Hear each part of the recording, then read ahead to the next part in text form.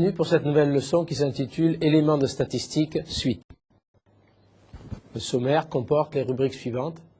La première rubrique est la suite en fait de ce que l'on a vu dans une leçon précédente et va montrer effectivement comment, pour l'algorithme des moindres carrés pondérés, on peut avoir une forme récursive de l'algorithme. On expliquera ensuite, enfin disons à ce moment-là, quel est l'intérêt de la récursivité. Alors, je vous rappelle qu'on aura vu en fait précédemment essentiellement une méthode d'estimation des paramètres qui était celle qui était liée au modèle linéaire par la méthode des moindres carrés, ordinaires ou pondérés. Nous verrons donc ici une deuxième méthode de calcul des paramètres qui est la méthode dite du maximum de vraisemblance. Et enfin, ces éléments de statistique se termineront avec ce que l'on appelle la méthode des moments. Donc on aura vu trois méthodes d'estimation des paramètres, ponctuels des paramètres, qui est la méthode des moindres carrés, la méthode du maximum de vraisemblance et la méthode des moments. Alors donc en fait ici, le but de cette présentation ici, c'est de vous montrer que dans un certain nombre de situations, il est très intéressant d'avoir ce qu'on appelle des algorithmes récursifs. Alors pour faire comprendre, je reprends en fait la forme de l'algorithme pour les moindres carrés, la formule de l'estimateur des moindres carrés pondérés, il est écrivait de la manière suivante. Θ était égal à A transposé conjugué que multiplier une matrice de pondération W A à la puissance moins 1, que multiplier A transposé conjugué W matrice de pondération, que multiplier le vecteur des observations. Et ce vecteur des observations, je vous rappelle son expression, il s'écrivait de la manière suivante, c'était une concaténation d'observations de taille grand N. Alors on s'aperçoit d'une chose, que, je vais marquer petit n, puisque dans la suite, dans les transparents, c'est la lettre petit n qui est utilisée pour désigner l'indice maximum de la suite. Alors vous voyez qu'ici, à cet endroit-là, j'ai xn. Et ici, j'ai un certain nombre de matrices et de vecteurs qui sont liés à la dimension de ce vecteur. Et supposons que je dois travailler au fil de l'eau, c'est-à-dire que je dois avoir effectivement, je vais recevoir des données x au fur et à mesure. Ce qui va se passer, c'est que la taille de ce vecteur va être explosive et les éléments de ces matrices risquent aussi de prendre une espace mémoire qui soit explosif. On aimerait bien avoir un algorithme qui ne nécessite pas que la mémoire de l'ordinateur prenne une dimension qui ait quelque chose à voir avec l'ordre de grandeur de la longueur des données observées, parce que si on observe des données pendant n égale 10 puissance 6 ou 10 puissance 8 ou 10 puissance 10 valeurs, eh bien, on aura très vite des problèmes d'espace mémoire. Alors, je vais vous montrer effectivement sur un exemple très simple en quoi consiste de trouver un algorithme récursif à une expression. Et nous allons prendre pour cela une expression extrêmement simple, l'expression de la moyenne. Alors, vous rappelez que l'expression de la moyenne à l'instant n, c'est 1 sur n, sigma, des i égale 1 jusqu'à n, des xi. Eh bien, un tel algorithme, effectivement, est compliqué à mettre en œuvre, même si la formule est très simple. Quand les xn arrivent, il faut tous les garder pour pouvoir faire la somme et diviser par n. Alors un calcul très simple montre que on peut écrire cette quantité-là sous la forme d'abord 1 moins 1 sur n, m d'ordre n moins 1, plus 1 sur n, x de n. Donc vous voyez que maintenant le mn est calculé avec la dernière valeur de la moyenne qui a été calculée. Je peux même écrire cela autrement. Ça s'écrit donc m de n moins 1 plus 1 sur n facteur de xn moins mn moins 1. Et donc, c'est des algorithmes de cette forme-là qu'on voudra trouver. Si on regarde cet algorithme, effectivement, il calcule exactement la même quantité que celle qui est indiquée ici. Mais vous voyez la grande différence. Au fur et à mesure que j'ai besoin de calculer la moyenne, il suffit de faire rappel à l'ancienne moyenne et de corriger cette moyenne avec la donnée observée et la moyenne que l'on avait en mémoire. C'est-à-dire que la moyenne à l'instant n est égale à la moyenne à l'instant n-1, plus 1 sur n, qui est un gain, que multiplie l'écart qu'il y a entre ce que je viens d'observer et ce que j'aurais dû observer si la moyenne était exacte. Et donc, si ce terme-là est égal à 0, je ne corrige pas. Cet algorithme a la propriété de récursivité, c'est-à-dire que quand on veut le faire tourner en mémoire, même si n tend vers l'infini, on occupe un espace mémoire qui n'est pas, disons, lié à la taille des échantillons observés. Alors, cette chose-là, c'est ce que l'on va voir à présent dans l'algorithme des moindres carrés pondérés. Alors, on prend les notations Du coup, je vais introduire, vous vous souvenez qu'il y avait une matrice grand A, je vous la remontre à travers l'estimateur que l'on avait introduit. Nous avions ici une matrice grand A. Alors à partir de maintenant, je vais avoir un indice n pour dire je suis à l'étape n, et je vais avoir un indice n plus 1 pour dire je suis à l'étape n plus 1. Et donc on s'aperçoit qu'en construction même, la matrice A à l'instant n plus 1, c'est la matrice à l'instant n auquel on a rajouté une ligne. Et pour bien montrer ici que c'est une ligne, je n'ai pas hésité à mettre ici la lettre H pour démontrer que l'on avait un vecteur colonne transposé conjugué. Et donc ici, c'est bien un vecteur ligne. De la même manière, le vecteur d'observation, c'est l'ancien vecteur d'observation auquel on a agrégé la dernière observation à l'instant n plus 1. Et donc on va essayer de dégager une formule de récurrence qui va permettre, à l'instar de ce que j'ai fait ici pour le cas très simple de la moyenne arithmétique, de dégager un algorithme récursif. Alors je continue les notations. Évidemment, je vous rappelle la formule, θ de n chapeau est égal à Q indice n, à n h, c'est-à-dire transposé conjugué, Wn xn. Le Wn, vous vous en souvenez, je vais prendre ici comme matrice uniquement le cas du facteur d'oubli. Donc c'est une matrice diagonale. Donc la matrice à l'instant n plus 1, c'est la même matrice qu'à l'instant n multipliée par lambda et complétée par une ligne et une colonne. La colonne, c'est des 0 et un 1, et la ligne, c'est des 0 et ce même 1. La matrice Qn ici, c'était pour abréger les notations, c'était la matrice qu'il fallait inverser, et elle s'écrit AN transposé conjugué, WN AN plus 1.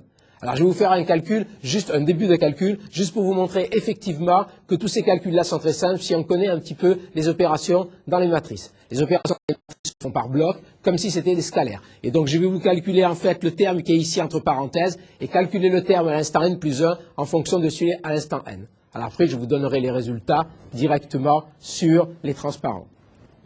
Je vais prendre l'expression, vous voyez, de cette quantité-là, que je vais appeler pour simplifier Kn. Kn est donc égal à AN transposé conjugué, WN AN. Kn plus 1. Ben, Kn plus 1, je vais tout de suite prendre effectivement le fait que AN, c'était AN plus 1, c'est AN et en dessous une ligne. En transposant et en conjuguant, eh bien, on fait exactement pareil que si des scalaires, on déplace tous les blocs.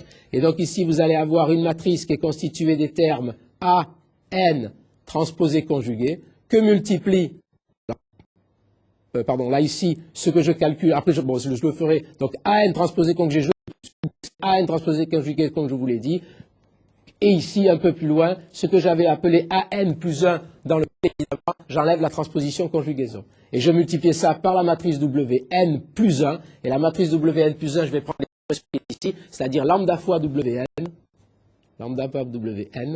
1, 0, 0, et un vecteur qui est un vecteur colonne et qui est constitué effectivement de la matrice A à l'instant n plus 1, qui est égale à l'instant n, auquel je rajoute en dessous le vecteur AN plus 1 transposé conjugué. Voilà. Et donc là, c'est ce que je vous ai expliqué. Vous avez une matrice en fait qui a deux éléments, même si ici en réalité c'est déjà elle-même une matrice. Vous avez une matrice qui a deux éléments. Ici vous avez une matrice qui a en fait par bloc a que 4 éléments. Et ici vous avez une matrice qui a un vecteur plutôt qui a que 2 éléments. Et donc vous faites le calcul comme si c'était effectivement des matrices contenant des scalaires et des vecteurs contenant les scalaires. Donc en produit ici, je vais avoir un premier terme qui correspond à cet élément diagonal. Donc je vais avoir lambda A indice n H transpose, enfin disons A indice n transposé conjugué que multiplie Wn et que multiplie le AN qui est ici. On voit réapparaître ici le facteur Kn. À ce facteur-là se rajoute quoi? AN plus 1 fois 1 fois AN plus 1 transposé conjugué. Donc on a une matrice et une matrice très particulière ici qui est un vecteur colonne que multiplie un vecteur ligne. C'est en fait quelque chose qui est proportionnel à un projecteur.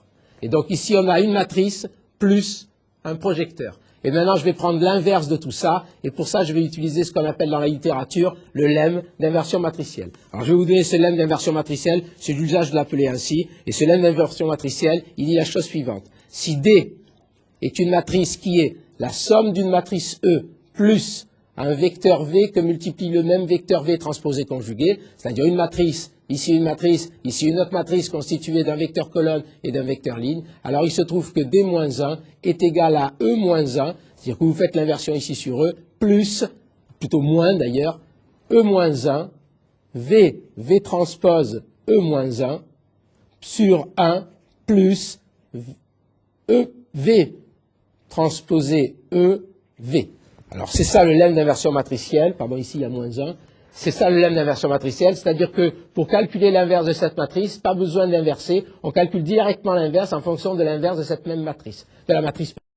Donc ici on a ce lemme, alors pour le vérifier, moi je ne vais pas le faire, je vous conseille de le faire à titre d'exercice, c'est excessivement simple, vous multipliez tout simplement D par D-1, c'est-à-dire vous multipliez cette quantité-là par cette quantité-là, vous utilisez les propriétés classiques de la distributivité, de l'addition et de la multiplication dans les matrices, et vous allez trouver à la fin, quand vous terminez le calcul, il y a 4 termes dans ce produit, vous allez trouver à la fin que cette quantité-là, c'est la matrice identité, et donc les deux matrices sont bien inverses l'une de l'autre. Alors en utilisant ce lemme d'inversion matricielle, je vais pouvoir effectivement trouver une relation de récurrence qui lie l'inverse ici, de ma quantité Kn plus 1 en fonction ici de la quantité qui était là et dont je vous rappelle que par définition c'est Kn. Donc j'ai une expression qui est Kn plus 1 en fonction de Kn plus un vecteur plus une matrice de type projecteur et je vais avoir directement l'inverse de cette matrice en fonction de l'inverse de cette matrice et la correction avec ce terme qui est lié au projecteur à n plus 1. Alors maintenant, je fais les calculs sont assez longs, ils ne sont pas très difficiles. Je vous dis, je vous ai démarré le calcul pour bien vous montrer qu'en fait, souvent, ce sont des opérations qui se font par bloc sur les matrices, en utilisant donc les techniques de multiplication par bloc des matrices. Et on obtient donc, là j'ai rappelé le lemme d'inversion matricielle, qui permet de dire donc directement que Qn plus 1, c'est la fameuse matrice qui est éternellement inversée, est égale à lambda de moins 1 fois Qn, moins lambda puissance moins 2 Qn à n plus 1 à n plus 1 h Qn sur la quantité qui est ici. Alors je vois apparaître une chose très très importante, je n'ai plus besoin d'inverser la matrice. Donc non seulement je vais voir apparaître un peu plus loin un algorithme récursif, mais en plus un deuxième avantage qui va apparaître, c'est que dans le calcul que j'ai à faire ici, je n'ai plus besoin de faire d'inversion de matrice, j'ai directement les inverses qui se calculent de manière récurrente à partir des inverses précédents. Alors, je ne vais pas donc terminer le calcul, j'en fais une partie, et on aboutit donc à un algorithme qu'on appelle dans la littérature Recursive Least Square, qu'on dit en abrégé RLS. N'oubliez pas lambda, hein, c'est le paramètre d'oubli qu'on a mis dans la matrice de pondération. Alors, la quantité d'abord, que fait l'algorithme? Il va d'abord calculer la quantité à l'instant 1, et après ça va boucler quand les valeurs de n vont augmenter au fil de l'eau quand je reçois mes données. Donc je vais d'abord calculer à l'étape 1 la quantité Kn plus 1 égale la grosse quantité qui est ici que je ne vais pas lire. Et je m'en sers à l'étape 2 pour faire la mise à jour du vecteur θn qui m'intéresse. La mise à jour à n plus 1, c'est égal à l'élément, le vecteur qui a été calculé à l'instant n, plus un terme de correction qui s'écrit de la façon suivante. Il y a le terme Kn plus 1 qui est ici, et en facteur, un peu tout à l'heure, comme j'avais lorsque je vous ai parlé de la moyenne, il y a un gain ici, K de n qui est ici. Il y a ensuite la valeur que j'ai observée, à l'instant n plus 1, moins ce que j'aurais dû observer si le vecteur θ de n avait été correct. Et il est évident que si le θ de n à l'instant n est correct, ça veut dire que cette quantité-là va être égale à celle-là, le tout vaudra 0, et du coup, je ne corrige pas le vecteur, il y a une mise à jour qui donne 0. Effectivement, en règle générale, ce n'est pas comme ça que ça se passe. Il y a toujours ici un peu de bruit et il y a un terme de correction qui va poursuivre le vecteur θ au fur et à mesure. Donc cet algorithme a la vertu suivante. D'abord, il est récursif. Vous voyez qu'en mémoire, je ne conserve que cette quantité qui est là. D'autre part, il évite l'inversion de matrice. Et enfin, il peut calculer et traquer si les choses étaient un peu changeantes. L'avantage, c'est que le θ ici, si je ne lui fais pas tellement confiance, eh bien, je vais pouvoir poursuivre en fait une situation qui plus ou moins serait d'une certaine manière, un petit peu non stationnaire.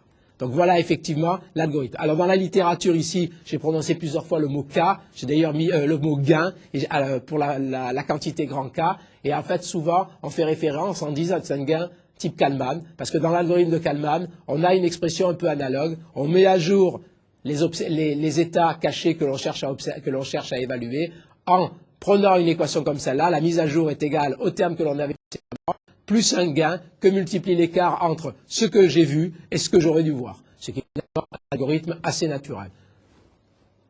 Alors on règle le paramètre lambda de manière, par exemple, à oublier au bout d'un certain temps les données. C'est justement le fait de pouvoir oublier les données qui va lui conférer une certaine capacité à traquer de nouvelles choses. C'est-à-dire qu'au bout d'un certain temps, les données passées assez anciennes se trouvent être plus peut-être tellement à prendre en compte, et le facteur lambda va donc permettre d'oublier ce qui a été acquis il y a assez longtemps. Et plus lambda sera petit, plus cet oubli se fera rapidement. Évidemment, si vous mettez lambda égale 1, vous gardez éternellement trace dans votre mise à jour des premières valeurs que vous avez observées.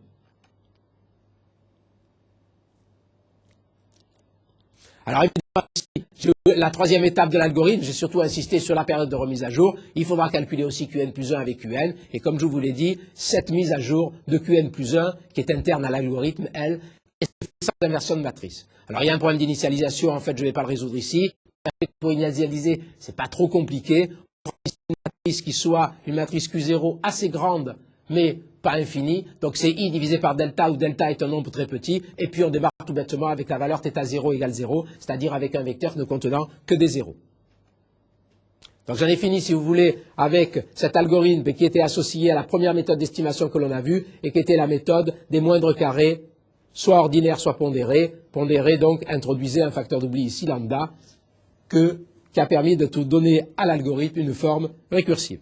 Alors maintenant, nous allons passer à la deuxième méthode d'estimation, qui est une méthode qui s'appelle la méthode du maximum de vraisemblance. Alors cette méthode du maximum de vraisemblance est très importante. Il se trouve qu'elle est, elle possède, vous allez le voir, en fait, de très très bonnes performances. Je vous signale qu'en anglais, le mot vraisemblance dit likelihood, et donc on parle en fait, dans la littérature anglo-saxonne, de maximum likelihood estimateur. Du maximum de vraisemblance. Alors quel est le modèle? On suppose que le modèle statistique possède une densité de probabilité. Cette densité de probabilité dépend effectivement de x1, x2, xn et du paramètre θ d'intérêt. Alors je vous rappelle que c'est une fonction positive qui s'appelle une densité de probabilité.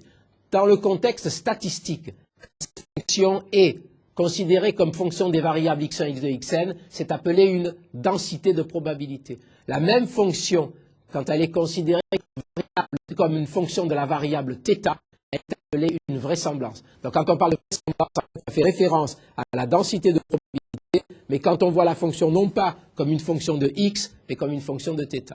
Et alors l'idée de l'estimateur du maximum de vraisemblance, qui semble-t-il aussi est une idée d'ailleurs due à Gauss, au mathématicien Gauss, qui était de dire effectivement si ce que je vois, je le vois, c'est que c'est très vraisemblable. Et donc l'estimateur θ chapeau du maximum de vraisemblance, c'est l'argument du maximum de cette quantité-là sur la variable θ. J'insiste bien, quand vous avez observé vos valeurs, x1, x2, xn, vous les mettez là-dedans. x1 vaut 3,6, x2 vaut 17,4. Les observations, vous les mettez dans cette fonction. Et ensuite, ça devient une fonction de θ, qui est la fonction de vraisemblance, et vous cherchez le maximum sur θ.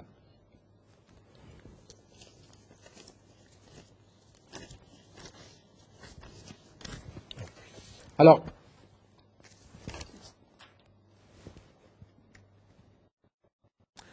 les propriétés de l'estimateur du maximum de vraisemblance, elles sont données ici. Sur les conditions très très générales, l'estimateur du maximum de vraisemblance est consistant.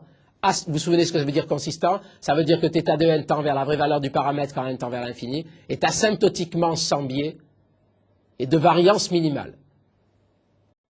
Ici, je pourrais rajouter une propriété dans les problèmes, quand la densité possède certaines régularités, et même asymptotiquement efficace, c'est-à-dire, cela veut dire, je vous le rappelle, asymptotiquement efficace, que sa variance est équivalente à la borne de Cramer-Rao, c'est-à-dire qu'il va au plus loin, il atteint la borne de Cramer-Rao. Effectivement qu'on savait dimensionner une limite fondamentale à la variance qu'on avait appelée la borne de Cramer-Rao, en dessous de laquelle on ne pouvait pas aller. Mais là, on l'atteint, c'est-à-dire qu'on ne peut pas faire mieux. Finalement, l'estimateur du maximum de vraisemblance, dans la plupart des situations où, disons, la densité de probabilité est régulière, elle conduit en fait au meilleur estimateur. En plus, il a une propriété assez intéressante, il est ce que l'on appelle invariant par reparamétrisation. Alors, qu'est-ce que ça veut dire invariant par reparamétrisation? C'est la chose simple suivante. Si vous avez effectivement un estimateur du maximum de vraisemblance, je vais tracer ici la vraisemblance, regardez ici, en fonction de θ évidemment, vous avez des x et x à l'intérieur, et voilà ce que vous avez obtenu. Et l'argument de θ est donné ici, voilà ce que vous donne le maximum de vraisemblance. Donc la valeur du maximum de vraisemblance est ici le θmv. Alors supposons maintenant que vous ayez une fonction g de θ comme celle-ci.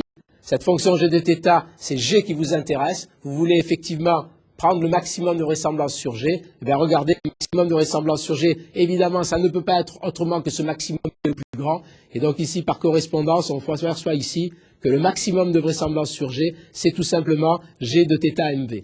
Ça veut dire que quand vous avez un estimateur de maximum de vraisemblance pour le paramètre θ, ben vous avez aussi un estimateur de maximum de vraisemblance, par exemple, pour le paramètre 1 sur θ. Il suffira de prendre l'inverse du maximum de vraisemblance que vous avez eu sur θ. Donc vous pouvez reparamétriser, évidemment, votre paramètre et avoir de la même manière, sans calcul, directement la valeur du maximum de vraisemblance pour le paramètre G, qui était une fonction de θ. Alors, je vous en rappelle une chose, c'est que toutes ces densités de probabilité possèdent un critère d'identifiabilité.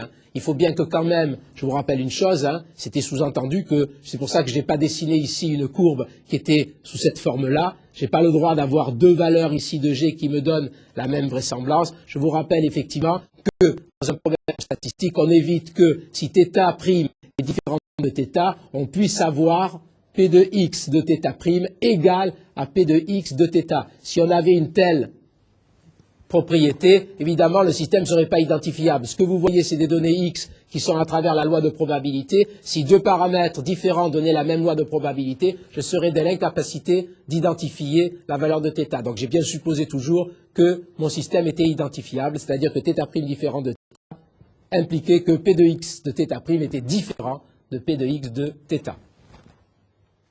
Alors malheureusement, c'est indiqué ici, il est souvent très difficile à calculer.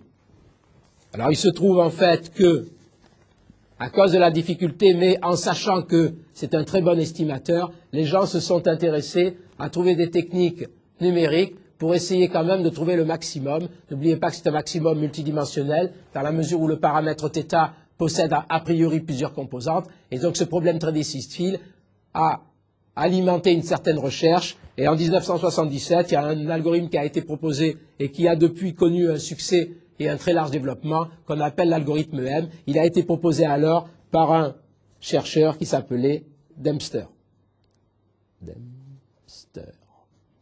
Et ça date à peu près, je crois, de l'année 1977. Donc en fait, il a proposé l'algorithme suivant, qui s'appelle expectation maximisation, tout le monde dit EM.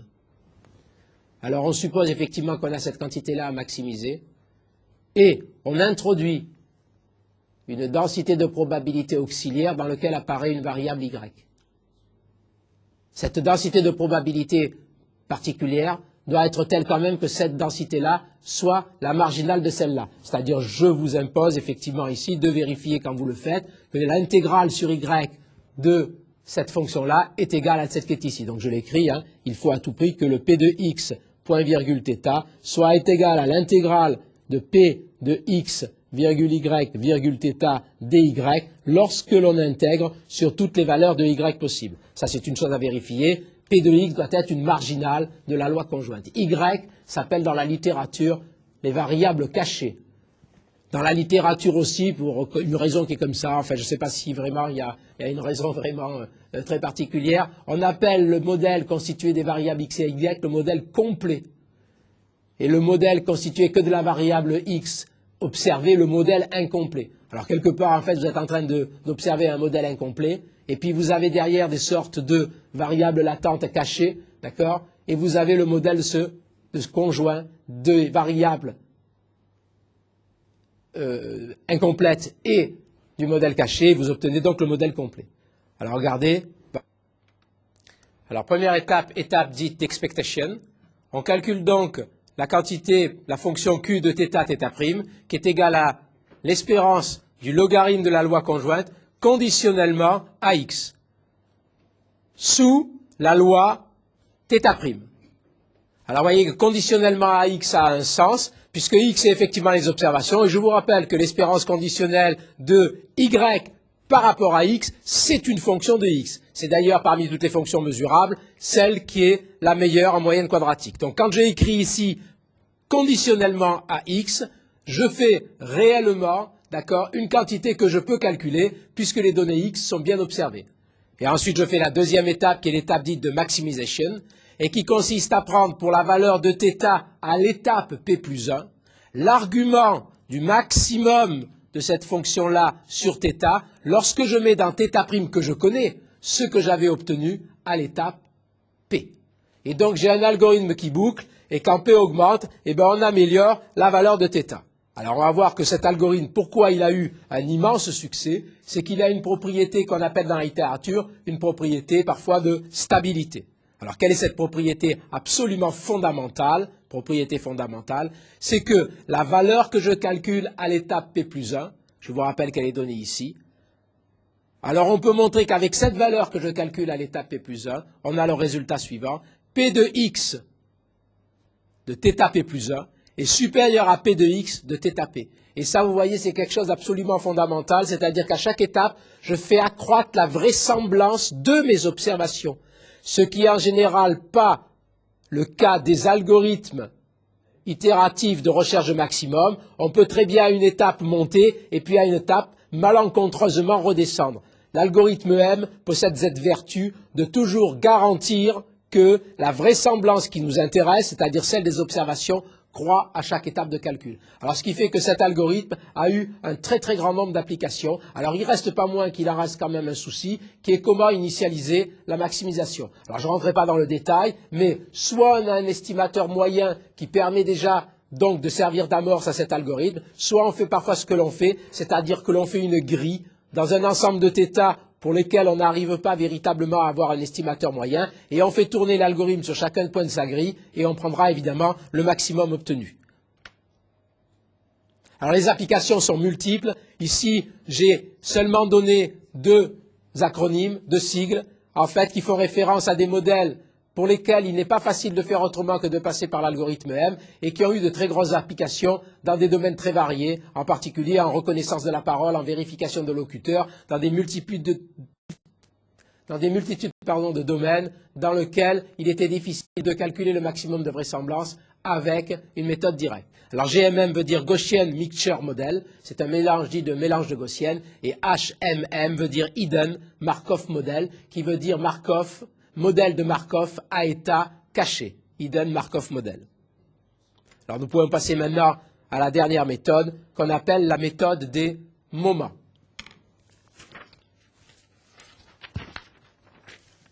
Donc je vais effectivement commencer, avant de vous présenter un deuxième exemple, de vous présenter tout d'abord un premier exemple pour vous montrer effectivement que cette méthode, elle est particulièrement simple à mettre en œuvre.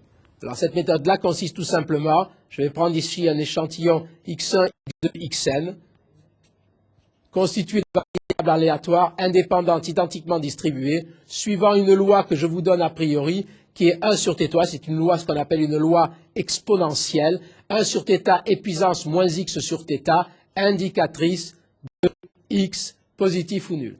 Alors cette densité de probabilité, qui est une loi exponentielle, permet d'obtenir le résultat suivant. Espérance de xi, quel que soit i, puisqu'elles sont identiquement distribuées, est simplement égale à θ. Alors effectivement, du coup, on se dit, mais tiens, je connais un bon estimateur de l'espérance mathématique, de l'espérance mathématique est ici, c'est de tout simplement prendre, vous en souvenez, la quantité θ chapeau égale 1 sur n somme des xi et faire i de 1 jusqu'à n. D'accord? On sait que c'est un bon estimateur. On sait même d'ailleurs que dans le cas ID, il converge en probabilité vers la vraie valeur. Ici d'ailleurs, il converge même presque sûrement vers la vraie valeur. Mais regardez, j'ai pris ici une équation qui correspondait au moment d'ordre 1. Rien ne m'empêche de prendre une autre quantité. Alors je vais prendre une autre quantité effectivement pour montrer que, en partant de quantités très générales, je vais pouvoir avoir ici la possibilité de fabriquer des multitudes d'estimateurs. Alors regardez, la deuxième exemple que je vais vous donner, c'est de prendre la variance de xi. Alors je vous laisse la calculer, il se trouve qu'elle est égale à θ2. Mais je vous rappelle que je connais aussi un très bon estimateur que je note S1 de x1, x2, xn, et qui est 1 sur n sigma des xi, et qui converge, comme on l'a vu il y a 30 secondes, vers l'espérance de xi, et même de manière ici presque sûre. Je connais aussi une deuxième fonction S1, S2, S3, S, xn, qui est égale à 1 sur n sigma des xi carré, qui converge quand, pour i égale 1 jusqu'à n, qui converge quand n tend vers l'infini, vers le moment du second ordre. D'accord? Je connais ces deux fonctions-là, et je me dis la chose suivante, d'accord? Il se trouve que, par continuité, S2 de x1, x2, xn moins S1 carré de x1, x2, xn convergent à cause en utilisant les théorèmes de continuité, convergent précisément vers variance de xi, qui est égal, je vous le rappelle, à θ2. Et donc maintenant, puisque je sais calculer ces quantités-là, ces statistiques-là, avec ici cette propriété de convergence, la chose que je me dis, c'est que je vais inverser cela. C'est-à-dire que maintenant que j'ai cette expression qui est ici, je vais pouvoir donc en dire que cette quantité-là, à peu près, c'est égal à la valeur θ chapeau au carré. Et donc, pour avoir θ chapeau, je prendrai la racine carrée. Et donc, je vous propose donc un deuxième estimateur de cette façon de procéder. Donc, j'ai pris des fonctions qui convergeaient vers certains moments. Et ici, je vais prendre la racine carrée de S2 moins S1 chapeau. Mettez même des chapeaux ici pour bien montrer que ce sont des fonctions des observations, le tout au carré. Et donc on a fabriqué ici un estimateur simplement en faisant quoi? En connaissant un certain nombre de fonctions de x1, x2, xn qui convergeaient vers des quantités qui dépendaient des paramètres. Ici c'était θ, ici c'était θ2 plus 2, pardon. Et donc ici, à partir de cette expression qui était ici, j'arrive à déduire une façon de procéder.